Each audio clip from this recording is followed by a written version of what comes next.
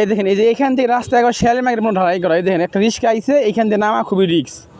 এই রাস্তা আবার পাকা, এই মাঝখানে ঠুকতে রাস্তা খারাপ, এই খারাপ রাস্তা ঠুকের লিগে আমাদের কত হয়রানি হয়। এই দিকে থেকে উঠা সবচেয়ে বড় রিক্স। এই রাস্তাগুলো এখান থেকে পুরো শেয়ালের মার্কেট মতো ঢালাই করা। এই দেখেন একটা রিক্সা উঠাও খুব মুশকিল। এই কাজ ঠুক আসলে কেউ করে না, না এরা করবো না এরা করবো, মাঝখানে আসলে এই কাজ ঠুক কেউ করতেছে না। একটা রিক্সাতে উঠবো এখান দিয়ে, দেখেন উঠার মতো এই ব্যবস্থা নাই।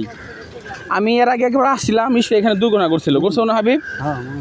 আসলে এই রাস্তা ঠুক কেউ করেও না। এই যে এই যুগ রাস্তা কাঁচা, আর এই জায়গায় যে গাড়ি উঠা দিকে রিক্স একটা পাই, আসলে বইলা ভাষায় প্রকাশ করার মতো না।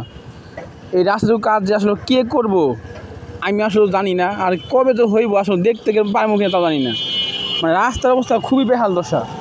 আমার মনে হয় এই রাস্তার মধ্যে সবাই একটু নজর দেওয়া উচিত। যদি কেউ এলাকায় কোনো বড় বাইক কিংবা কোনো কেউ দেখে থাকেন অবশ্যই একটু নজর রাখবেন। এই ধরুন একটা বাইক উঠবো, উঠা খুব রিক্স, মানে উল্টো দিক থেকে উঠতে আসে কিন্তু। এইটাও পাকা রাস্তা, খালি মাঝখানে কোন ঠুকুরে ভাই, একটু পাকা করলে কী সমস্যা হইতো?